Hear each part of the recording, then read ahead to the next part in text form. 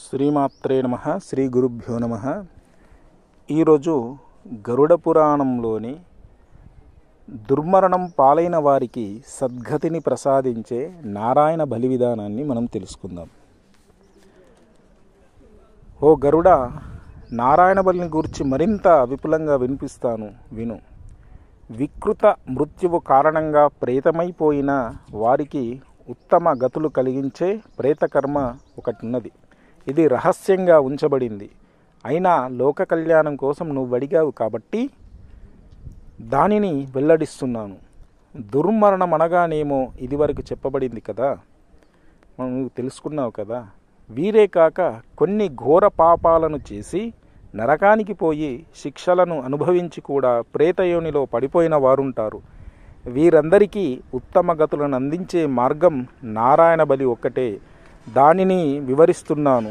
బ్రాహ్మణులు మృతి చెందిన 6 మాసాల లోపున క్షత్రియ వైశ్యులకు క్రమంగా 3-1.5 మాసాల లోపున, శూద్రులకు తత్కాల ఉత్తల దాహానంతరము దీనిని చేయాలి. గంగాది పుణ్యతీర్థాల నుండి ఇంటిలో లేదా దేవాలయంలో దాకా ఎక్కడైనా విష్ణుదేవుని ఎదురుగా పెట్టుకొని ఈ కర్మను నిర్వహింపవచ్చును. పౌరాణిక వైదిక మంత్రాలతో ప్రేతానికి తర్పణలివ్వాలి. తరువాత యజమాని సర్వౌషధ యుక్త జలంతో అక్షతలతో విష్ణుదేవునికి కూడా తర్పణాలివ్వాలి. దీనికి పురుష సూక్తాన్ని గాని వైష్ణవ మంత్రాలను గాని చదవాలి. అనంతరం దక్షిణం వైపు తిరిగి ప్రేతాన్ని విష్ణు రూపంగా తలచి విష్ణువును ధ్యానించాలి. తర్పణ సమాప్తి కాగానే రాగముక్తుడై, ఈర్ష్యా దేశరహితుడై, జితేంద్రుడై, పవిత్రుడై, ధర్మపరాయణుడై, దాన ధర్మ సంపన్నుడై, శాంతి చిత్తుడై, ఏకాగ్ర మనస్కుడై యజమాని విష్ణుదేవునికి సాష్టాంగ ప్రణామం చేసి వాక్ సంయమనాన్ని పాటిస్తూ తన బంధు బాంధవులతో సహా శుద్ధుడై భక్తిపూర్వకంగా 11 శ్రాద్ధాలను పెట్టాలి. సమాహితుడై బ్రాహ్మణులకు జలము, వరిధాన్యము, ఎవలు, చెరుకు, గోధుమలు, చిన్న కంకణం, శుభ హవిష్యాన్నం, ముద్ర, గొడుగు, పాగా, బట్టలు, పాలు, తేనె వీటన్నింటినీ దానం ఇవ్వాలి. అలాగే వస్త్రపాదుకాది 8 పద దానాలను కూడా పంక్తి భేదం లేకుండా అందరూ బ్రాహ్మణులకి ఇవ్వాలి. నేలపై పిండదానం పూర్తయిన తర్వాత శంఖపాత్రతో, రాగి గిన్నెతో వేరువేరుగా గంధ అక్షత పుష్పయుక్త తర్పణాలివ్వాలి. ధ్యాన ధారణలతో మనస్సుని ఏకాగ్రం చేసి మోకాళ్లపై నిలబడి వేద శాస్త్రానుసారం బ్రాహ్మణులకు దానాలివ్వాలి. ఏకోదిష్ట శాద్రాలలో ఋగ్వేద మంత్రాలను చదువుతూ విడివిడిగా 11 పిండాలకు అర్ఘ్యాలివ్వాలి. ఇలా ఏకాదశ దైవత్య శ్రాద్ధాన్ని పెట్టిన మరునాడు శ్రాద్ధాన్ని ప్రారంభించాలి. 4 వేదాలు చదివిన వారు, విద్యాశీలురు, సద్గుణ సంపన్నులు, వర్ణాశ్రమ ధర్మ పాలకులు, శీలవంతులు, శ్రేష్ఠులు, సర్వాంగ సుశోభితులు, ప్రశస్తులునగు 5 ఉత్తమ బ్రాహ్మణుల ఆహ్వానించాలి. బంగారంతో విష్ణునిది, రాగితో రుద్రునిది, వెండితో బ్రహ్మది, ఇనుముతో యమునిది, సీసంతో లేదా కుశలతో ప్రేతానిది ప్రతిమలను తయారు చేయించాలి. ఈ విధంగా మంత్రంతో యమ ప్రతిమను దక్షిణం వైపు స్థాపించి, ఇలా ఒక్కొక్క ప్రతిమకు సంబంధించి షణ్ణోదేవి మంత్రాన్ని పూర్తిగా చదువుతూ విష్ణు ప్రతిమను పడమటి దిక్కులోను, అగ్ని ఆయాహి అనే మంత్రంతో రుద్ర ప్రతిమను ఉత్తర దిశలోను, అగ్నిమీరే మంత్రంతో బ్రహ్మ ప్రతిమను తూర్పు దిశలోను, ఈశత్వోర్జత్వ మంత్రంతో యమ ప్రతిమను దక్షిణం వైపు స్థాపించి వాటి మధ్యలో ఒక మండలాన్ని ఏర్పాటు చేసి కుశమయ్య నర ప్రతిమను దానిపైనను స్థాపించాలి. బ్రహ్మ, విష్ణు, రుద్ర, యమ ప్రేతాలకై వేరువేరుగా పంచరత్నయుక్త కుంభాలను సిద్ధం చేసి ఉంచాలి.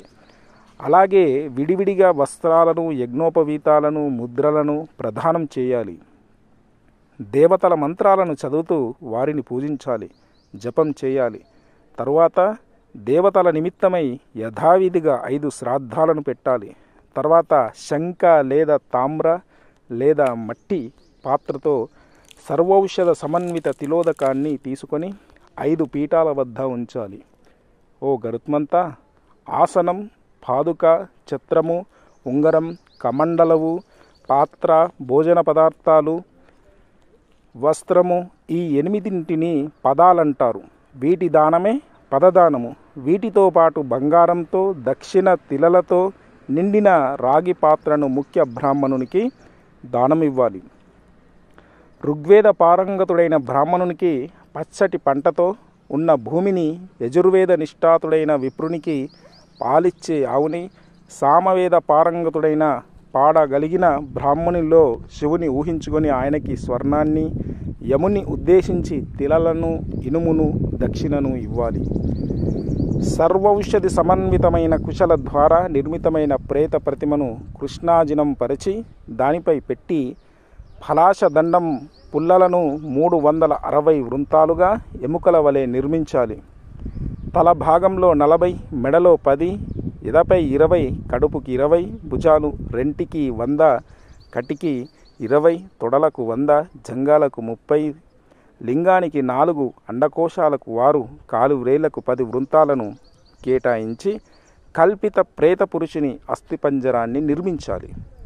ఆ తరువాత దాని శిరోభాగంలో కొబ్బరికాయని, తాలు ప్రదేశంలో సొరకాయని, నోటిలో పంచరత్నాలను, జీవభాగంపై అరటిపండును, ప్రేగుల వద్ద తామర కాడలను, ప్రాణభాగంలో ఇసుకను, క్రొవ్వు స్థానంలో మేదకమును, పేరుగల స్ఫటికమును, మూత్రస్థానంలో గోమూత్రాన్ని, ధాతువులకు బదులుగా గంధకాన్ని, వీర్యస్థానంలో పాదరసమును, మలస్థానంలో ఇత్తడిని, సంపూర్ణ శరీరమంతటా మనశ్శిలని, సంధి భాగాల్లో నువ్వు పిండిని, మాంసభాగంగా యవల పిండిని, తేనెను, ముత్యాల పొడిని, కేశరాశి స్థానంలో మర్రి ఊడలను, చర్మ భాగంలో మృగ చర్మాన్ని, కర్ణ ప్రదేశాల్లో తాళపత్రాలను, సప్త భాగాలలో గురువింద పండ్లను, ముక్కు ఉండే చోట కమలపత్రాలను, బొడ్డు చోట కమలపత్రాలను, అండకోశ స్థానంలో వంకాయలను, లింగస్థానంలో ముల్లంగిని అమర్చి నాభి కమల పత్రాలతో నేతిని పోయాలి.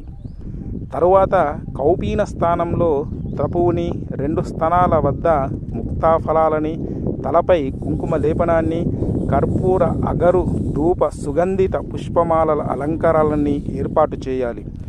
పరిధాన స్థానంలో పట్ట సూత్రాన్ని, హృదయ భాగంలో రజతపత్రాన్ని అమర్చాలి. యజమాని బుద్ధి, వృద్ధి అను సిద్ధులను కల్పించి ప్రేతానివి స్పృశించి దాని కన్నులలో ఒక్కొక్క గవ్వనుంచాలి. తరువాత కనుల కొలలులో సింధూరాన్నుంచి దాని పక్కనే తాంబూలాది వివిధ ఉపాహారాలను అందంగా అమర్చాలి. ఈ ప్రకారంగా నానా వస్తువులచే నిర్మింపబడి అలంకరింపబడిన ప్రేతానికి సర్వౌషధి జల ప్రదానం చేసి శాస్త్రానుసారం పూజ చేయాలి. అది అగ్నిహోత్రి ప్రేతమైతే దానికి యథావిధి యజ్ఞపాత్రను కూడా ఇవ్వాలి. తరువాత శిరోమే శ్రీ పునంతువరుణ అనే మంత్రాలతో యజమాని అభిమంత్రిత జలం ద్వారా శాలగ్రామ శిలను కడిగి దానితోనే ప్రేతాన్ని పవిత్రీకరించాలి. తరువాత విష్ణు భగవానుని ప్రసన్నం చేసుకోవడానికి ఒక పాలిచ్చే సుశీలమైన గోవును దానం చేయాలి. తిలలు, ఇనుము, బంగారం, పత్తి, ఉప్పు, సప్తధాన్యాలు, భూమి, గోవు, ఈ దానాలు ఈ క్రమంలో ఒకదానిని మించి మరొకటి పుణ్యదాయకాలు.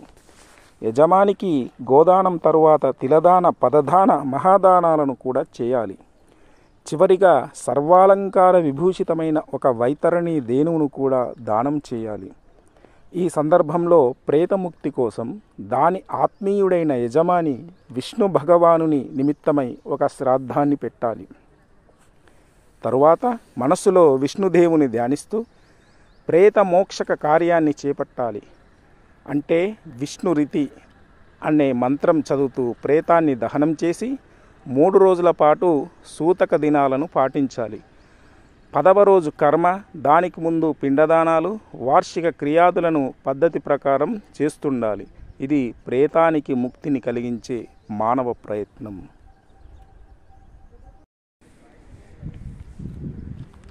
గరుడ పురాణంలోని ఇంకొక అంశాన్ని తెలుసుకుందాం. భూమ్యాది దాన మహత్యము, బ్రహ్మ స్వహరణ దోషము, వీటి గురించి మనం తెలుసుకుందాం.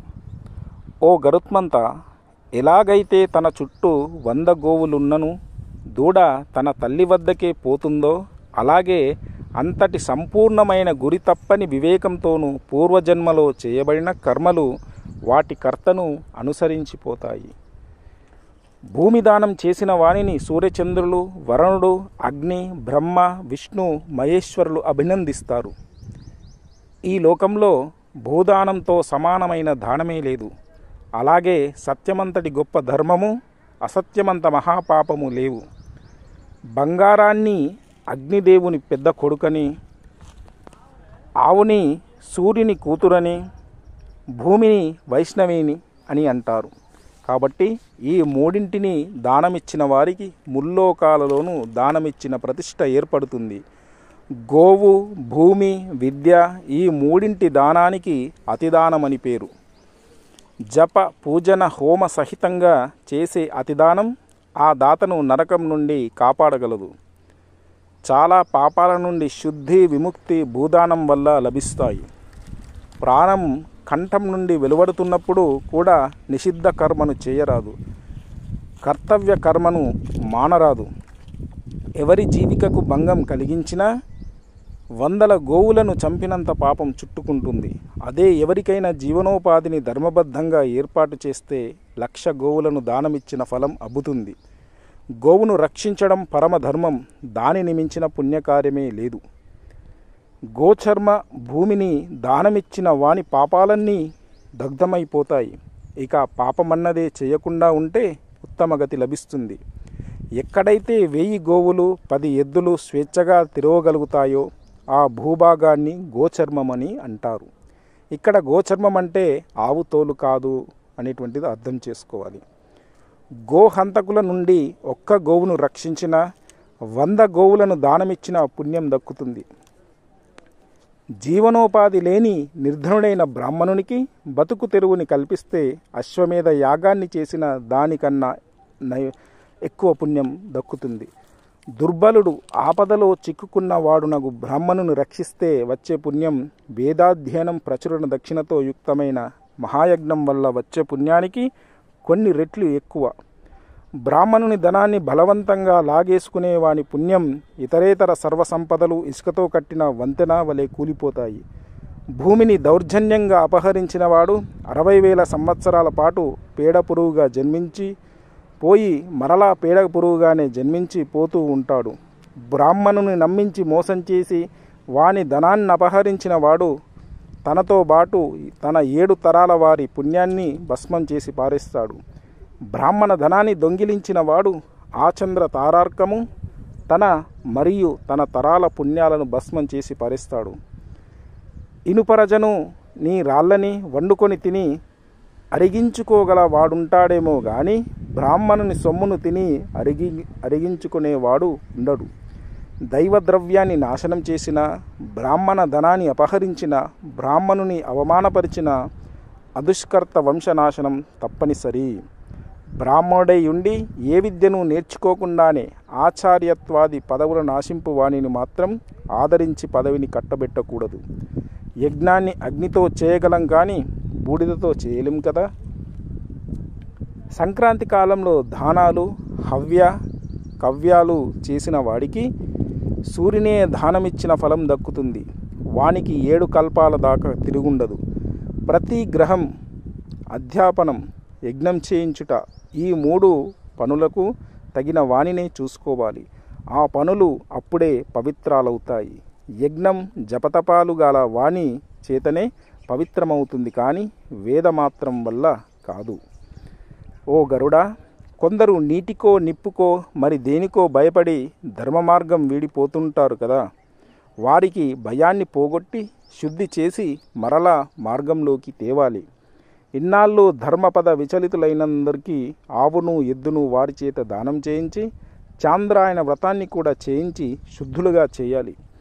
సన్యాసం స్వీకరించి దాని నుండి చ్యుతులైన వారికి కూడా ఇదే శుద్ధి మార్గము. 4 నుండి 12 ఏళ్ల మధ్య వయసులోని బాలకుడేదైనా అపరాధం చేస్తే, పాపం చేస్తే వాని తల్లిదండ్రులే ప్రాయశ్చిత్తం చేసుకోవాలి. ఆ వయసు వారికి రాజదండన ఉండదు.